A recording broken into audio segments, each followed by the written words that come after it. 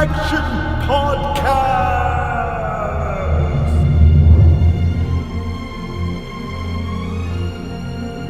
With your hosts, Chris Carson and DC and Shyamalan.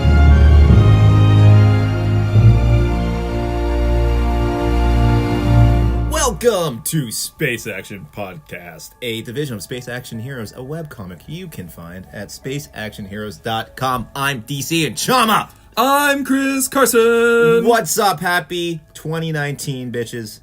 Even though we're at this point 3 weeks in, it's new to this podcast. It's new to this podcast. 2019 is new. This is the first podcast of 2019. So welcome back, everyone who patiently waited since our Christmas podcast. And a record cold fucking day. We're in the room right now, and my feet are freezing. Oh, my feet are and fucking freezing. my feet are freezing, and I'm pretty sure that Doug Ford has cut all road work to the city. The roads in Toronto are bullshit. I nearly crashed into people behind me coming down hills in Toronto, in the city. The 401's clear, but it hasn't snowed since yesterday. Yeah.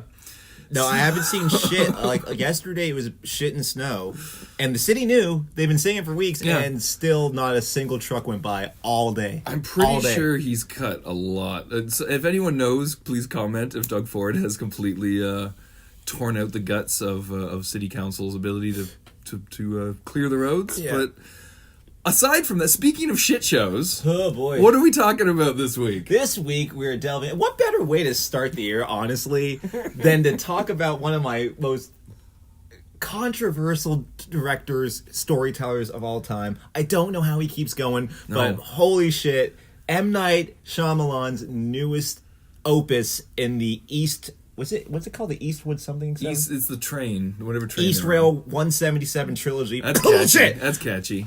Yeah, way to go, M. Night. Clearly put a lot of thought into this, just like you did the other fucking two movies. Glass! Belief in oneself is contagious. We are part of something larger. We are fighting for the broken. Glasses! Mr. Glass! First name Mr., last name Glass. An apparent part 3 to an alleged trilogy that was started 19 years ago? Even Question mark? Part 2 and Part 3 are separated by, I think, less than 2 years. Yeah. But then, let's just... Well, first of all, spoilers out the gate, because I don't think I'm going to be able to contain my rage of how much I just utterly... This movie was Can we talk about the lead up to it first? About like, can we start with Unbreakable and Split first? Like, and just ease into the shit show? Yeah, because I want to say right off the bat, Unbreakable is, I think, the best movie Shyamalan ever made. I call him M. Night Shyamalan because that's what he does to every fucking thing he touches. Terrible decisions. Yeah. Like, repeated terrible decisions. But I love Unbreakable. I rewatched it again recently too, and it still holds up. I just absolutely love it. My one problem with this movie, and I think it's because I watched Split. I knew this movie was coming out, so I watched Split, and then I went back to watch Unbreakable. Thank God, because if I watched it in order, I would have been like, "Fuck this, I'm not watching." Yeah, it. I had to I tried to rewatch Split, and I had about 15 minutes in, I was like, I remember it enough. I don't need to fucking. I had to refresh my love of this dude, so I watched Unbreakable right before I went to the theater. And my only problem with that movie, and it becomes more obvious with the other two, is that I hate the way the characters in those movies are as limited in terms of their information of the world they live in as much as the audience is. Yeah. They seem to know stuff as we do. Yeah. Like, Bruce Willis can't remember his fucking childhood. And I'm like, what? Why not? How come only... Have I ever gotten sick? I can't remember when I got sick. Do you remember if I got sick? Dude, I have a shit memory. I can remember 5 times when I got sick in the last 10 years. Even though he clearly distinctly remembered faking an injury. Or did he forget that too until the flashback? You know what I mean? Like, none of it was just like, that was the only thing going back and rewatching. I'm like, okay, now that I get like where the chinks in your armor are, dude, I can see how that one's kind of. Well, I do. I remember watching that movie and thinking, gee, I hope this awesome hero ends up dying in a puddle outside of a mental institution. Now, why a mental institution? You just assumed he's one day going to get arrested, or yeah, that's it. Okay. I just assumed he'd be No, okay. Jesus Christ. Anyway, sorry, that's a spoiler. But Yeah, we'll get to that a little later. But I want to preface it by saying M. Night has always been like watching a student film. It's almost like he's going in reverse because his early stuff was like thematically amazing. The things he was exploring were amazing, like Sixth Sense and Unbreakable. to a degree Signs, but Signs really falls apart. And then as his career went on, he became more sophomoric and more like Glass felt like a first-year film student's project. In the themes that they were attempting to present, that they were presenting as lofty. Like finding out who you are wasn't even a part of it anymore. It was someone from an evil corporation was tricking them to think they weren't superheroes.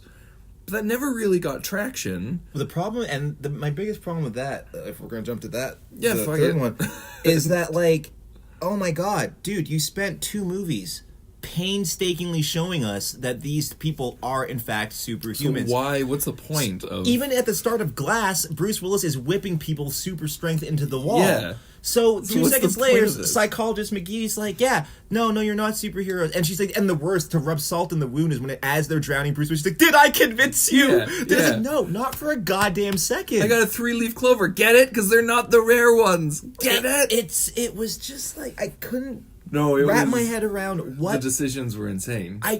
I'll get to that. Okay, sorry. I'll get to that. Anyways, we were going to start with Unbreakable. That was the only problem I had, but like that was the biggest problem, was that seeing this, like how limited the views of these characters are within their own worlds. Split really started to run with that. I love James McAvoy in both those movies. And in this Glass too, performances are great. Fucking really good. Yeah, like there comes a certain point put it where I all just in. believe those personalities exist. Yeah. Like legit, I'm like, oh, Patricia's terrifying. I'm like, wait, that's Yeah. still James McAvoy. He's just not using an American accent. Yeah, no, you actually start seeing them as different people, and that's Absolutely, yeah. So such a attributing to his quality as an actor. Totally. And made me forget he's Mr. Tumnus. I was talking to a friend of mine. She's like, all I can think of whenever I see James McAvoy is Narnia. He was Mr. Tumnus. Oh, was And he? I was like, God damn, he's a good actor. I forgot about that altogether. He was in Children of Doom, the sci-fi original movie based on the Frank Herbert books, and all I think of when I see James McAvoy now is him as Leto II in that movie, because he's just disgusting. He's just terrible. But yeah, like watching Split, once again, the characters are only aware of the universe as it unfolds. Yeah. Which was really frustrating. Like James McAvoy puts these 3 chicks in a room, they rebel against him. He's like, "Oh, that's it! I'm putting you in separate rooms." It's like, why didn't you? Why in the first place? How many times have you done this? Why Yeah. didn't you put them in separate rooms in the fucking first place? I honestly think he thought he was going to trick the audience too, into being like, "Wait, aren't they superheroes?" Did he think that we're that Apparently, dumb? apparently, because We're back on the Glass now, by the way. to tip, like, it was Bruce Willis's reaction where he starts looking down, he starts believing, like, maybe it was all real, and how intimately. Yeah, for 15 years he's been doing this. The performance is really good whenever McAvoy starts to break down, because she's like, I bent those bars myself. And then he's the like, well, shock there's of it- old and he, bars and blah, blah, blah. He starts to tear up because he's like, oh my god, my faith has been broken. And that would make sense for him because he's a young. For like a 55-year-old Bruce Willis, He's apparently been doing this for over a decade, beating the shit 15 out of years people. since Unbreakable. That makes no... And for Samuel Jackson, it makes no sense. Even though he was just comatose for the most... Pretending to be comatose, so... But for Bruce Willis to even doubt... It didn't make any sense. No. It made no fucking sense. No. So anyways, yeah, fucking Glass, whatever. I'm not here. I really don't understand, what the theme... Like, Unbreakable, to me, the theme is about a midlife crisis. And it's also about just how hard it is to not know who you are. Yes. And the satisfaction that comes with discovering who you are. Yes. I don't know what the fuck Split's about. The one that really gets me is, this is where my mind just had to go, fucking hold up a second. He kills people who need to be purified, which he believes is mutilating them to death. Right. The reason he doesn't kill that chick at the end is because she's cut herself. Thank God she was like raped by her uncle. So is that the theme of the movie? I'm like, thank I God guess- for uncle rape So, at night? is Like, it what are more- you trying to tell me? Is it more basic than that? Of like our tragedies, no matter how bad they are, make us who we are. Define who we are. Define who we are. I Is think it that's what he was going for, but it does not land. So again feels like a first year film student project. Yeah. So cut to Glass. I don't. No pun intended. And like, I'm buying the first little bit, to be honest with you. Like, Yeah. I kind of hate the way, once again, the characters are only as aware of the universe that we're given. Yeah. 3 superheroes they're a national, worldwide phenomenon, right? They're all in Philadelphia. Okay. Yeah.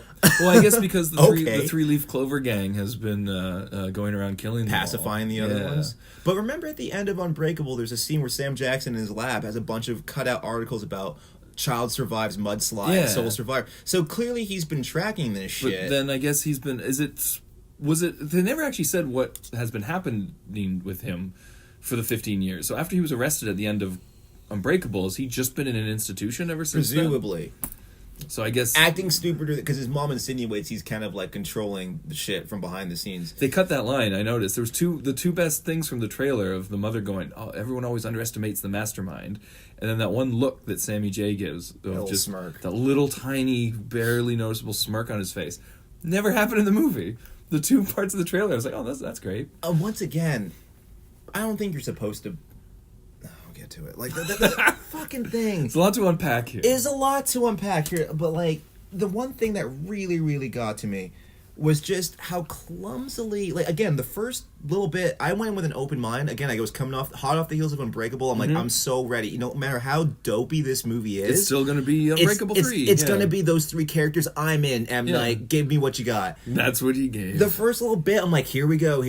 Oh my god, the Overseer's tracking down the Horde. That's kind of cool. that should have been the whole movie. I would love to watch two Titans fight each other. Yeah. The second they fell out of the factory and the lights come on, and she shows up and she's like, "Don't run anymore, David Dunn." And I was like, "Oh, you can no. hurt all these men, or you can come with us." I was like, "Oh no!" Like the movie just came to a grinding halt. I was like, that was where it was starting to pick up steam, and now we cut to a fucking Paisley version of One Flew Over the Cuckoo's Nest with superheroes. I I'm mentioned like, this earlier that it was a $20 million production budget. 15 of that probably went, or more, went to the actors. Like, Samuel L. Jackson doesn't come cheap. James McAvoy is arguably one of the biggest stars in Hollywood right now. And Bruce Willis, I don't know, he's not doing a lot, but he still probably has a pretty got huge paycheck. bill, yeah. So the movie looked like it cost about $100,000 to make, and I'm wondering if it did. If, like, everything went towards just paying those actors. It had to, man. The was whole middle ugly, chunk of so ugly. The middle chunk. Actually, even in the end, the fucking final fight happens in the parking lot of the institution. This was a review I said for it was, did M. Night take a year off and go to Rian Johnson's School for Subverted Expectations? Seriously. Because the whole thing, they're going for that tower, and then they never get to the tower. And it's like, we tricked you, audience. All I kept They never hearing in leave my the head is parking lot. Millhouse from that episode of The Simpsons with Poochie. Like, when are they gonna get to the fireworks factory? Yeah. But in the back of my mind, I'm like, there's no way up That until would have been in now. the trailer. Well, no, this movie doesn't have the budget for it. Oh, right. So I was like, unless he's gonna green screen the shit out of it, there's no way they're getting to that tower. Well, that's what I was wondering. I was like, this seems like it's cost $100,000. Are they saving all their money for some big climax? And then it was like, no, they just didn't have any money whatsoever. It was so embarrassing. So, Well, can I just say this too? Go for it, yeah. Just jump straight to the end before I forget to say this, is that in an attempt to be lofty, he kills all three of them. James McAvoy, Samuel L. Jackson, and Bruce Willis, they all fucking die like little bitches in the parking lot of an insane asylum in order to tell the story of we'll release the footage from it and let the world be aware of superheroes in some lofty martyr-esque bullshit. They all died so the rest of us could wake up. That clearly he doesn't have his finger on the pulse of society, because that would just be called fake news and disappear a week later when some celebrity says a bad word. And B, does that mean that he's setting up a part 4 where it's going to be a bunch of young, hip superheroes all worshiping like by virtue of the fact his mom says this is a universe being born or some such shit, I was like, oh my god. Like, literally, that movie's meta-ness was just not cool. No. It was arrogant and fucking annoying. Like, whenever Sam Jackson's like, 3 protagonists now enter the scene. I was like, fuck off. Do you remember that horribly awkward dialogue of the mother being like, he told me this is called the climax, where they all reveal their powers. What the fuck? So that brings me to my next point. There are certain staples of M. Night Shyamalan movies that are unbearable. Like, his dialogue at times is just he can't write like confusion or subversion whatsoever. Like, a subverted person in an M. Night movie is like, what? No. Man, no, we're not. We're not. We're not, man. No. It's not like that. That's your code, right? Your superhero code. It's not clunky at all, M. Night. No. Just shove it right That's in why there. he needs good cinematographers, good cameramen, good composers. That was one of the things I was holding out for. There were 2 moments in Unbreakable where I forgot how fucking good that dude is at visual storytelling and building tension. One at the top of the movie where David's at the chair and he keeps just going back and forth between the cracks in the chair, and the kids watching him. Yeah, and then judging him. You're just like, I was white knuckled the entire time. Like, well, I don't remember when the train crashes. Yeah, I know yeah, it's yeah. gonna happen, but I don't remember when. And the way he does it, it cuts. Yeah. To so you're like, oh my god, all that Just it tension for sounds nothing. out and then- Exactly. Same thing with the scene with the gun. It's so Yeah. effective. The camera's just going back and forth, and what's so terrifying is that there's a fucking kid with a gun in the room, but I can't see him. Yeah. So I'm white knuckled. I'm like, I don't know what he's What's going doing. on? Yeah. He does that really well, and I was waiting for at least one Then or he two just moments. stopped doing that. Well, at least one moment where he would like do a little, because again, No. Unbreakable so visually distinct, Split so visually distinct. I'm like, how are you going to marry those two together? He was like, I'm not. Yeah. I'm just No. going to make it look like every other fucking movie. It looked like hot garbage. It was shot on digital, and again, I said this to you earlier. I honestly think he's only as good as the people he surrounds himself Sure. with. If you have a great cinematographer, you deliver him your script. He's gonna. I doubt M. Night came up with the idea for a lot of the camera work Sure. in Unbreakable. It was like Bill Pope or someone awesome who did, I believe, who did Sixth Unbreakable, Sense? Or Sixth Sense and Unbreakable. But everyone jumped ship as soon as he started making horrible movies, and now he surrounded himself with people who aren't as good as him. And so his movies look like hot garbage. Don't get me started on the fucking score. that was irritating. Well, because Holy hell. they kept playing the amazing James Newton Howard theme for David Dunn over scenes where he wasn't in it. And then when the two moments when he was like heroic at the beginning, when he caught the horde and when he got his costume back, they played some. It's like they fell asleep on their keyboard in the higher notes. Right. That was his new theme, which is like. Mwah! Like, you have this awesome James Newton Howard score to use. One that kept bugging me is it happened in a couple scenes where like people were talking, we're slowly pushing in on them. Usually, and it's really, really, really arrogant when a third of your characters take half the movie speaking directly to the camera. All right, unless you're Spielberg or Kubrick, don't do that. Don't it's do that. really obnoxious. So she's speaking like being like superheroes. You people focus too much on superheroes. I'm like, I get it. This Wait, isn't what? this Yeah. isn't subtle. And there just be this irritating like humming subtle. like in the Yes. background. I'm like, dude, you're not Hitchcock. No. I know you think you are, but you have to earn these merits, these Yeah. little things. But it just feels like you're making it up as you're going along. And I can't stand that in the fucking film. Case in point, the one that really jumped out in my mind is the scene where Glass meets the Beast. Mm-hmm. There's the editing, dude. Oh, when the camera's just circling around the two of them, right? They go in the room, and McAvoy's hopping around the table. He's doing this dance or whatever. Mm-hmm. And you're like, what the fuck is going on? He cuts back outside to a shot of saying surgery room to call back. Remember Sam Jackson's underneath that laser Right, thing? right, yeah. We're back in that room. Which was then completely pointless. cuts back to McAvoy dancing on the table. I'm like, why didn't you just put that establishing shot at the beginning? Why did you cram it in the middle? And there was a lot of shit like that. There in were that no movie. establishing shots. Did you notice that? When we cut to the high school and shit, they were just like, wait, are we in a new location Yes. And there's Sorry. a lot of times like that where it's just like, dude, do you know how to like Yeah, visual frame a scene? storytelling Yeah. works? Like the first time we see Sam Jackson, he's all twitchy. Then there's no reveal that he's been playing possum the whole time. No. He's just on a computer. Yeah. And then my favorite, The shadow of the wheelchair going by? That my made me favorite laugh. was whatever there was one part where he it seems like almost it was like a pickup shot, like they totally forgot to do it. What's the name of the one actress? I forget her name. The giant-eyed girl from Sarah Split? Paulson. Yeah. Sarah Paulson. There was a fucking no, not the girl, the psychiatrist. There was a couple shots. I'm pretty sure she wasn't there in the last scene. They kept using her body double, where it's just the back of her head a lot. But there's one pickup Like shot. Robin Wright's body double. Remember that one flashback of Robin Wright, just their back to the camera? In Unbreakable? In Split. Or, I'm sorry, in Glass. So are you talking about Unbreakable? Sorry. I'm talking about the psychiatrist in Glass. Glass, but there was a flashback in this one? There was a flashback of David Dunn remembering his wife, and it's just some actress faced away from the camera, and he walks up, and what was her name? Like Gloria or whatever? Audrey. He goes, Audrey! And then he wakes up. Oh man, no, I don't remember that. was horrible. I remember whenever he used a fucking deleted scene from Unbreakable because he was really running out of material. That was 40 seconds where I felt like I was watching a real movie.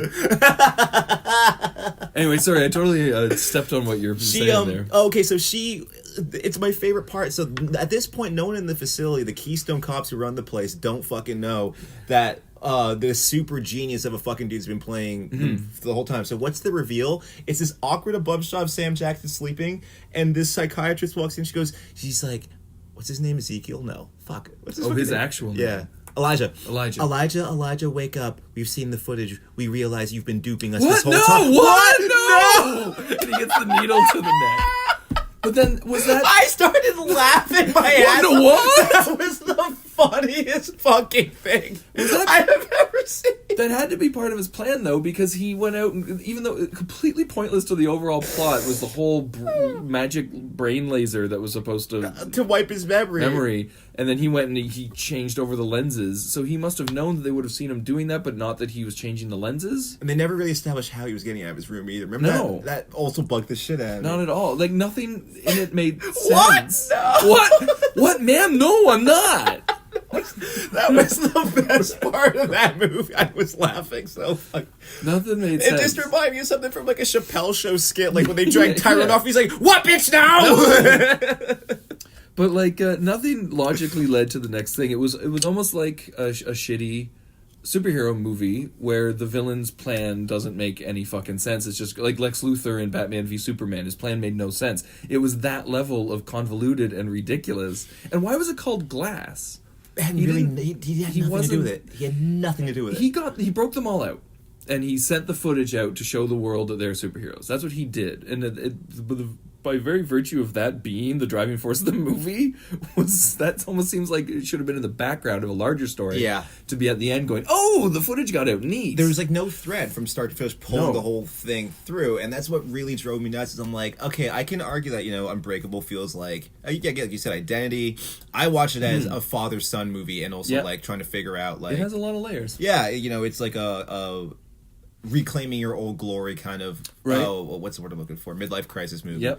Split again. I have no idea what Split's maybe about. like you're supposed to like. It's about this is an unbreakable villain. Yeah, that's what it's about. Exactly. Like I'm gonna shoehorn in Bruce Willis, but I guess if we were really pressed, you'd say like, yes, our flaws are what define us, kind of thing. Right. This one, I'm like, what am I watching? What is the theme? No, this was like just a beat for beat superhero movie without any subtext whatsoever. It was just plot. It was all plot. There was no substance. And like what I hate is just how aggrandizing the dude. I'm so sick of your cameos. I don't know why. I don't know who. Hey, didn't I meet you once, like 15 years ago? So I'm like, what? You're a drug dealer, apartment tenant, like. I really no. He's like, I hung out with a bad crowd. I really cleaned myself up since then. Clearly, think not your positive, haircut, though. Yeah, think positive. Oh, HIV. My God. It was so. But can I just say this too? Why was the majority? I get that in the first movie, in Unbreakable, Elijah was obsessed with comic books, so he was quandering whether or not that comic book characters are steeped in some kind of reality. Why did every character in Glass go to a comic book shop to do their research? So much so that the evil woman at the end was even just at a comic book shop and overheard two like neckbeards going, "Hey, the master plan! They never know the master plan." And she looks up if she wasn't in that comic book shop at that exact moment. Oh, I forgot about and then his kid too keeps going to comic book shops to look up like the origin of the Beast in comics. And the girl too. Remember at one point there's that really awkward scene where she's just like, "What's the origin of Superman?" Superman originated back in. They couldn't say Superman though. They said the man in red and blue. Something like that, yeah. So, why? What was why do they keep spending so much time in comic shops? It's kind of sad when when you watch Unbreakable, there's that little blurb at the top where they just put all these stats about comics. This many comics are sold, blah, blah, blah. And you're like, okay, I can kind of get thematically that's what this universe is supposed to be like. Not in Split at all, by the way. No. But it's just suggesting that these are all, like, how religion is, like, the flood in religions. Mm-hmm. There was an actual flood 11,000 years ago. Sure. So how things are sometimes steeped in reality. Myths are steeped in reality. But it didn't apply to Split or Glass in any way, shape, or form. It doesn't make any sense. Like... Hold on. I don't know. I just can't believe that maybe Bruce Willis was really shitty to work with, or maybe he demanded too much money, because it would make sense for Glass to die. It kind of makes sense for the Horde to die. He's the villain. Villains die in comic book movies. But to have David Dunn be drowned in a puddle unceremoniously after 10 lines of dialogue and probably 25 minutes of screen time makes no fucking sense whatsoever. And then again, so either in the next one, a bunch of young superheroes are going to be inspired by him, or he's going to wake up in the morgue and we find out, oh, he's unbreakable even to being killed. Okay, yeah. Maybe, I don't know, Superman's died a bunch of times. Maybe that's what they're going for. Sure. But in the context of this film itself, it's fucking horrible. It's like insulting to the audience to just unceremoniously kill a guy off. Can we talk about the not one, the not two but 3 plot twists this guy had to fucking throw in the Wait, final what were the? I didn't. Maybe I just top 3 Yeah, go, plot twists. 'Cause I was waiting for a plot twist. I M. was like, Night's Glass. Number 1. We find out that the abusive mother of what's his face, Kevin, oh yeah, finally snapped after the death of her husband, who died on the train. I guess that was a twist. That was more like a revelation than a because twist. remember, like that I had to remember really straining to remember it whenever Sam Jackson's flipping through the file and he has that really over dramatic like moment, like he almost starts crying and shit. So that was one. He was like, which is ridiculous because a lot of people have been predicting that since Split came out. It's like M. Night just went on a fucking blog, or is just really not that solid of a writer. Either or. It's not both. impressive. I'm gonna go with both. Number 2, Mr. Glass pulls a Rorschach and then streams all that information out to the world. Yep. Like that was supposed to be a They kept cutting to the screen's recording, and I was like, why do they keep cutting to that? And the zooms. Why are screens zooming? Why would security cameras have zooms? Yeah. But he's just become, again, we watch a lot of movies, like film school and studying them, so maybe the average person would be like surprised by these twists, but they weren't. Like, I was genuinely surprised at him being dead in The Sixth Sense. Wasn't surprised at all at the revelation that Elijah was the villain at the end of Unbreakable, because that's just fucking, if you read comic books. And also he looks like a villain throughout that. It really became obvious the way he's like, they even, again, make a point of fucking saying it right in the final. See the way this character's bent out of shape? See the disproportionate head? And I'm like, okay, so he's the fucking bad guy. If you've ever read a comic book, and I think M. Night was so up his own ass from the revelation in The Sixth Sense that he thought he'd get away with it. 100%. And then there was no it's real... not as bad as a fucking alien race that's smart enough to travel the galaxy, but to not a to water-based pick a planet that's 80% what kills them. That's why, to me, Signs is his Return of the Jedi, because it's full of Ewoks. It's full of fucking Ewoks. And then immediately The Village, the next film, is atrocious. Watched that once on a date with this chick in high school. It was so painful, dude. So we barely liked each other. It's just one of those things like, we know each other. Should we try going on a date? So we went to Blockbuster, rented that fucking flick. We sat in her bedroom, which was smaller than mine. And, like, the TV was here. I sat on the bed. I think I sat on the floor and she sat on the bed. And we watched this piece of shit. With dreamy, handicapped Adrian Brody. Yeah. Oh, god damn it. But, yeah, halfway in, I was just like, at least Joaquin's in it. He gets stabbed. And I was like, you know what? M. Night, go. And then at the end of the movie, where it turned out it's fucking Upper Canada Village, I was like, fuck you. No, I'm out. I'm out. It was beyond atrocious. The whole revelation murdered scene. This dead date. Like, yeah. But wasn't the whole revelation scene was M. Night as a park ranger being like, I hear that 10 years or 20 years ago, some rich people went out. It's all owned by rich. It's just so awkward, giving the most clunky expository dialogue. Yeah. So clunky. And reveal number 3 was that, in fact, what's her face? Staple was in fact working for a secret organization. What was it called? That has, I don't care. The 3-leaf clovers or some go shit? fuck themselves. The clover fields? The very idea that they meet in a public restaurant and have to wait for patrons to leave. Because they did that twice. And it made me laugh both times. Like, so were they just pretending to talk? Were they doing the background extra thing of going like A, B, C, D, E, F, G, H, I, J, K, L, M, N, O, P? And also, like, when anyone who's actually, like, if you and me went in that restaurant, we're like, why is no one ordering anything? Then we're just sitting here. But just that moment of, like, the door closes and they all just sudden silence falls. And they all turn slowly and she starts... Dumb. Why would you just rent a private fucking room? Why are you letting citizens into your fucking secret organization? You could rent a theater for presentations. I think there was a private room in the back of that restaurant. They could just close the doors. And who were these people? You can't set up a secret organization without any indication of who they are. Because she just said, like, no, we did believe you. We're a group that makes sure people like you don't meet the light of day. Why? When were you formed? What caused you to form? And that could have been the flick, because remember, Elijah starts insinuating in Unbreakable that, like, oh no, comic books are in fact documentation of, like, it was kind of seemed like he was building, like, no, they're actual gods amongst humans. And, like, something, but we don't really touch on that. Like, there's so much shit going on in that movie, you kind of just dip your toe in it and be like, there's a secret organization that kind of does something. And the 3-leaf clover thing bugged the shit out of me, because it bugged me because it took me a minute. I was like, why do they have 3-leaf... Oh... Oh, fuck you. Yeah, it's one of those things like, that's not clever. No. Fuck you. Like that took me a second because Yeah. it was confusing, but ultimately that's not fucking clever. And also, you're putting a lot of emphasis on it. Like, On it is. yeah. Like, that's a lot of his Like, filmography. why is this feels like Irish guy going to shoot the beast? Oh, he's part of our organization. the part that that really started to be like, oh, dude, you're just like, do you like? I bet you he's the type of dude that fucking calls out his own name when he comes.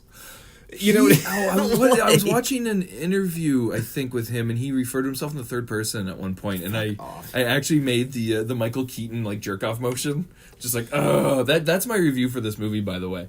If Michael Keaton loved making the jerk off motion back in the '80s, he did it in Beetlejuice, he did it in The Dream Team, he did it in something else. That was his Michael Keaton's move, was to go make a jerk off motion. That's my review for this fucking movie. Honestly, my favorite part where he was clearly just like, you could feel him behind the monitor just tweaking his nipples, being like, God damn, I'm so great. It's the shot of Dunn's at the end of the field, the overseer, and he whips over to the fucking beast and he's going roar, roaring and shit, and he keeps going back and forth, and like in your head this is like Battle of the Titans, because in the parking lot of an insane because asylum. you're excited for this. Yeah. No one in the theater right now gives a fuck, dude. I know you're very excited for this to happen. Clearly, I was in a pretty full theater, and at the end, it was like you could hear a pin drop, and then people just being like, "What the fuck?" And like everyone was muttering, like word of mouth is gonna destroy this thing. But wait, I want to talk about his MasterCard commercials because it kind of ties back into that. Okay. Actually, I'll say that now. I have a story about the guy next to me in the theater. Okay. He didn't masturbate. Just to, I'm not going to bury the lead because I know half the people who are Oh, listening did are like, he jerk oh! off? Was he just farting the whole time? So anyways, he had a MasterCard commercial, M. Night, back in the day. Okay. MasterCard commissioned a couple directors to do these commercials. I remember those, yeah. Wes Anderson's was great because it was Michael Bay did one too. probably. It was just everything was blowing up. Probably. Yeah. And like it was great because they were kind of like satire, like they were kind of poking fun. And Wes Anderson's especially like, hey Wes, are these going to be enough dubs for this shot? He's like, gee, I don't know. He's like, it was like one shot too. yeah, it was really cool. He had like an adventurer's scarf on with like the gloves and stuff. Yeah, like yeah. it was hilarious. Wait, what was M. Night? This fucking prick, dude. He's sitting in a diner, right, with this disturbed look on his face. Oh, he's in it. He put himself in it. Yeah, Of course he obviously. did. Yeah. I think all of them did. To play guess, devil's yeah. advocate, Michael Bay and Wes Anderson were in theirs. Were they the main focus? Yeah, of like theirs, they though, were too? like, well, I use my MasterCard for True. you. Okay. Yeah. But no, not M. Night. No. The man who fucking puts a tower who never goes to it for the fucking final climax does not fucking avoid an opportunity to subvert your expectations. No. He's sitting there in a diner and he looks over at a woman. She's feeding her baby and then like presses his eyes. And like the baby has tentacles and the mother's screaming and he like shakes his head and furrows his brow. And then he looks I'm over already annoyed. at another preview. It's like a waitress taking the order and like the guy's nodding and then it zooms in on his eyes and all of a sudden like she's a killer stabbing. I swear to God, My brain is so unique. I swear to God, this is the end of the commercial. Someone comes up and goes, "Oh my God, are you M. Night Shyamalan? Can I have your autograph?" He's like, "Of course." Signs a thing, and then like his check comes and he signs it, and it's like MasterCard. And you're like, "That's it." You're like, "Fuck you." Look how I see the world. Fuck you. Look how I see the world so much better than you peons. You're a tortured celebrity that people just can't wait to get an autograph from. That's your commercial, you fucking cock. That's Like, embarrassing. do you remember his role in Lady in the Water? I never saw that one. Lady in the Water is a fucking shit show as well. And again, it's so disappointing. That's one of those examples where an amazing score, James Newton Howard, Lady in the Water score is one of my favorite scores. And it's attached to one of the worst movies ever made. Gotcha. But in that movie, I'm going to spoil it for you, unless you were planning on watching it. No. The whole thing is that there's this race of water people who like talk to humans and inspires us to do good. But for the past like however many years, we've been ignoring them. And Why?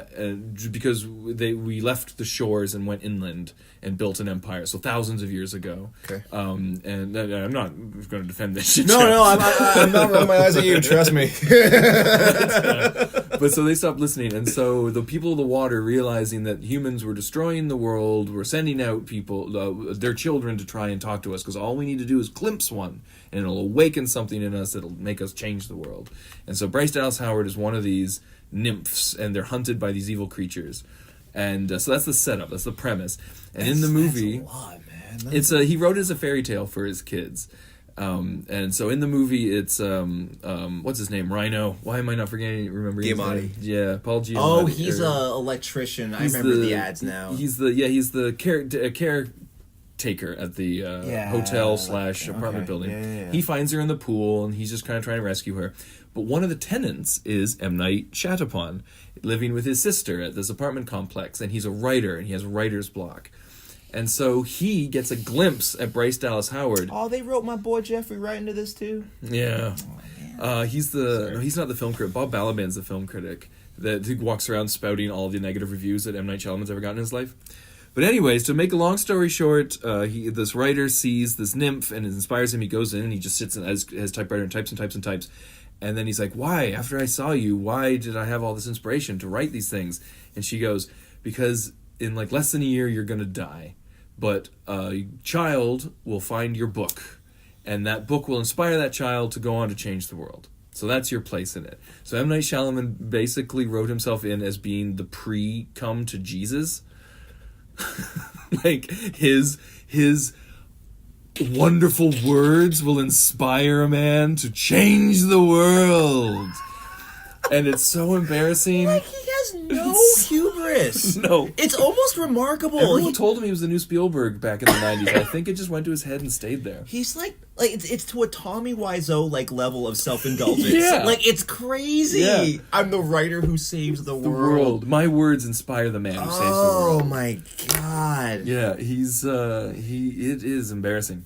It really is. And this last one, and again, it's a damn shame it's making coin, because I can't believe that movie came to fruition. Yeah. Like, it's not great looking. It's baffling to watch. Comic book universe $ eyeballs on the producers.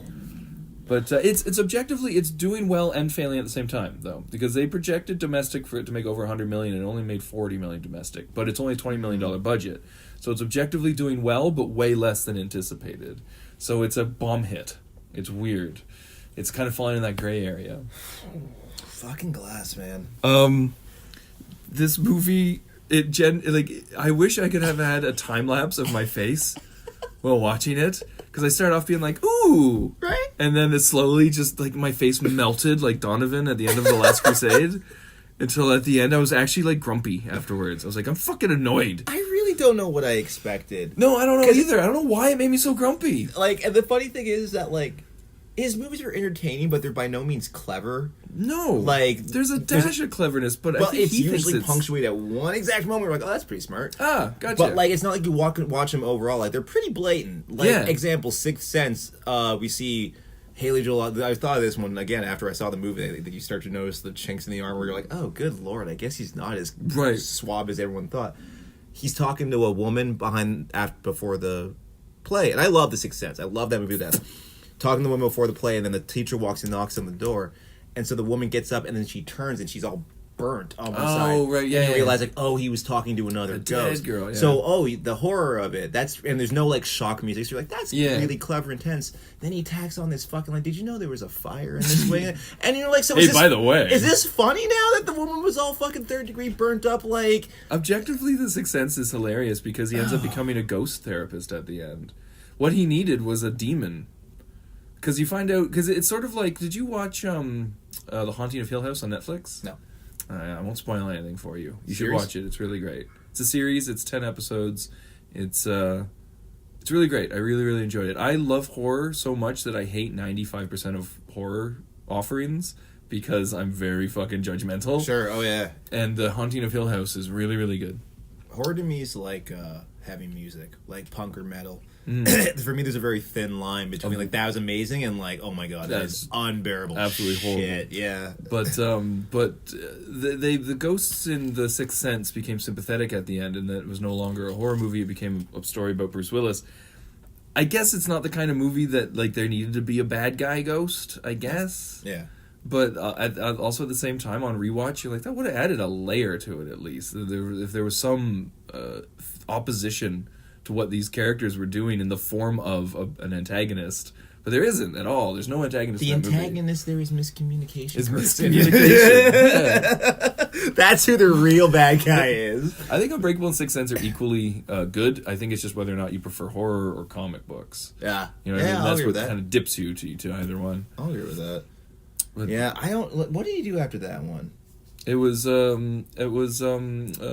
Signs, and then The Village, and then Lady in the Water. Soundtrack though. No, yeah, his soundtracks were so good at the beginning.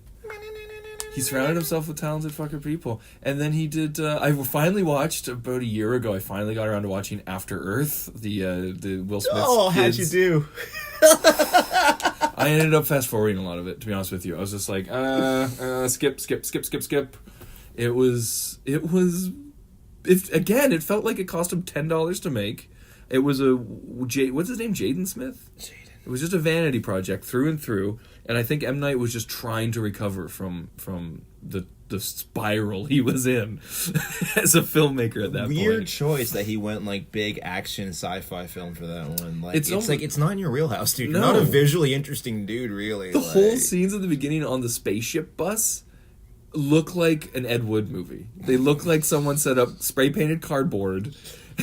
and then, that's the one thing that this dude, I'll give this movie. It really, really made me, for the first time ever, conceptual on the first viewing of a movie, the difference between the pre-production, production, and what we see as an audience. right. Because in this moment, I'm supposed to be watching, Mr. Glass and the Horde and the Overseer being interrogated by this, This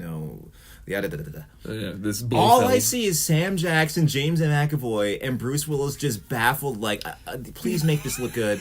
Like, that's, Please. you used that shot, you used the what? No take. Like, that's the one you used? Are you fucking serious? The whole thing was so obviously shot on digital and by someone who just flat lit the whole thing and then tweaked it in post. I think it's because it had no flow to it. It was so jerky that I was like, oh, we're back to this story. Oh, we're back to this. Yeah. That I could really feel like, okay, so this must have been day 5 of shooting because Sam Jackson's hair is completely different. Yeah. It was just, you could feel the edits and time jumps. And, like, I felt like I was watching behind-the-scenes footage more than an actual movie after a while. And that's the thing. If he had planned to do 4 movies, and so part 1 was Bruce Willis's character set up with Samuel Jackson's character set up. Part 2 was the Horde, the supervillain setup. And then part 3 was getting them all together. And then part 4 was the showdown. I would have been okay with a slow-moving hospital drama. I would have been like, oh, that's interesting. That's something different at least. That's think something that's neat. his plan? Like, I can't see They killed them all. but like, again, we go with, like, oh, no, there's everyone now. There's a bunch of them. The Yeah, footage but got out. I don't care about any other character in this universe. I care about David Dunn and Mr. Glass. You'll get him back like halfway through. He's in the trailer, like they show the silhouette of the poncho or some such shit. Something. Yeah. But even with him back, it's still like, I don't know. It felt like there was 3 movies, or at least 2 movies worth of content, because you needed a full movie of what was he? What do you call it? The Overlord? Overseer? Overseer? That's a terrible name. The Overseer. It doesn't flow. No, and it just, again, it sounds like one that you could have used another draft. Like, did you use the first name that came to your mind? Lucas-y. He stands there and watches over the town. He sees Oversees, everything. He's kids. kids. But a whole movie could have been him tracking down the beast and the cat and mouse game between the two of them. A whole movie could have been Samuel Jackson.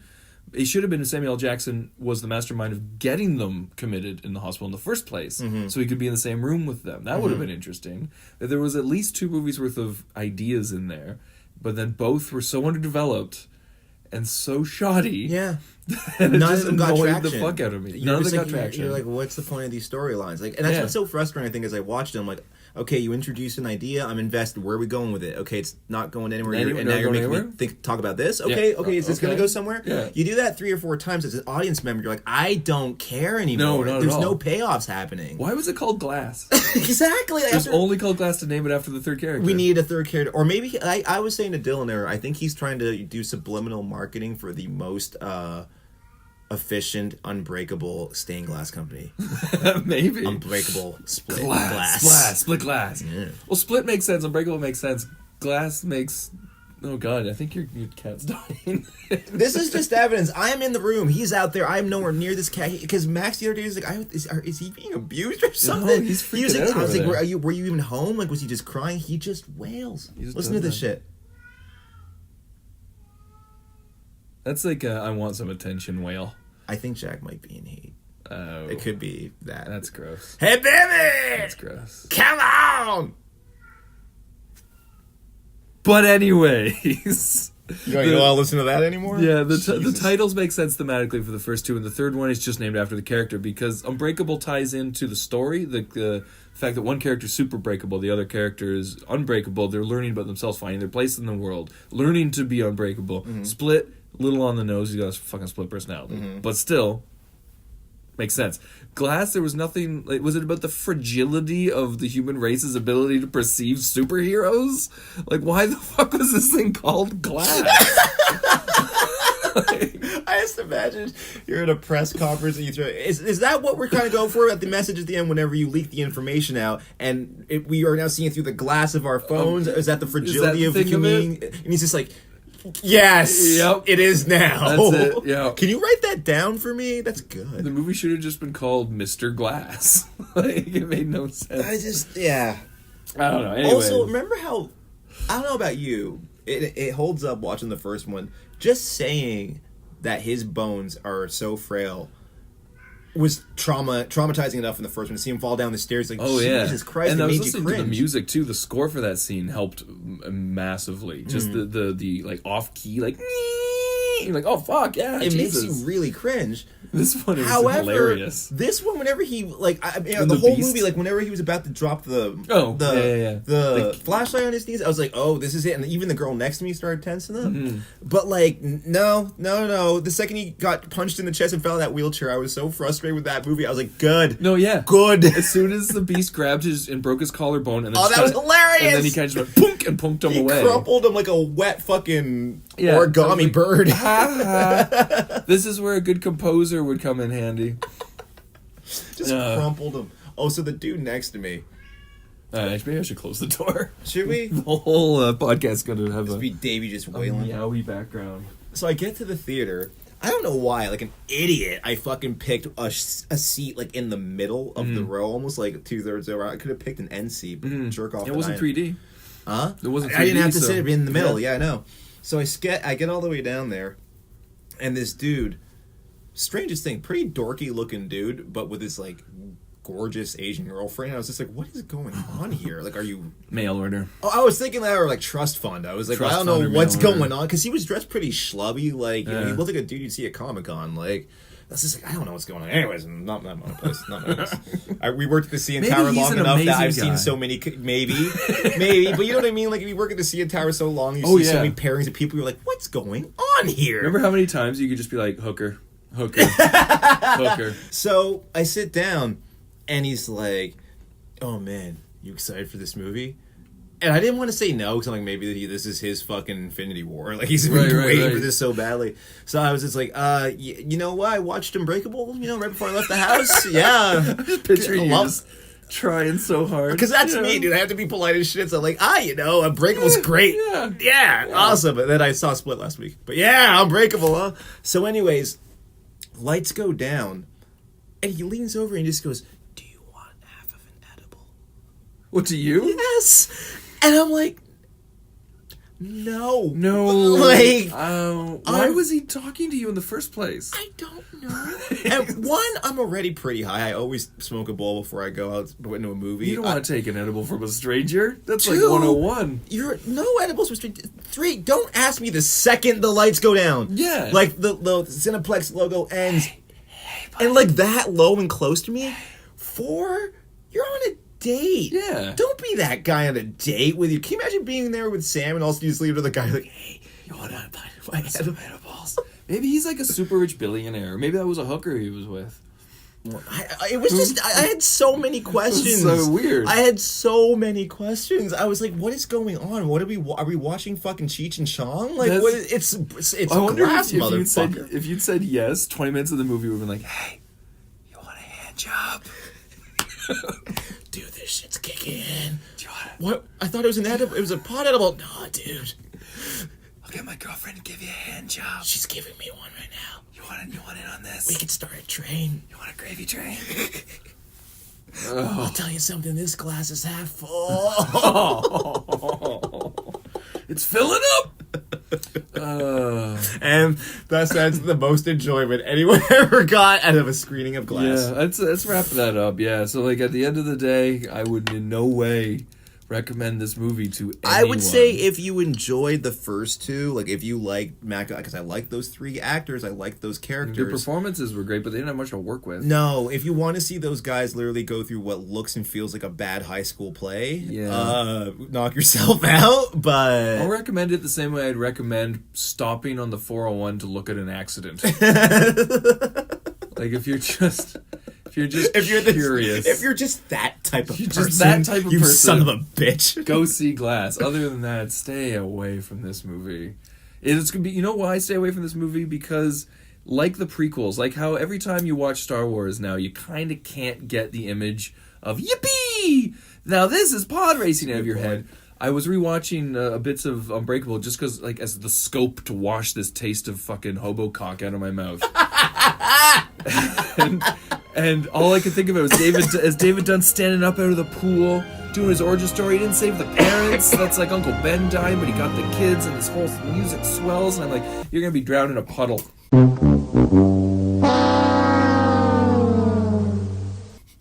By some random dude behind a mask. Drowned in a fucking puddle. Yeah.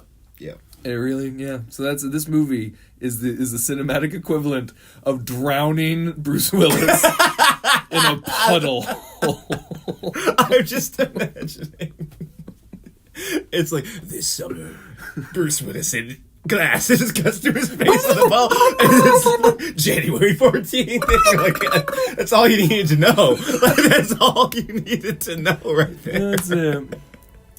Thanks, M. Night. Yeah, thanks, M. Night. And thanks, everybody, for listening. Check us out at spaceactionheroes.com. I missed you all so much. We missed you. Hope you missed us. Like and subscribe and share.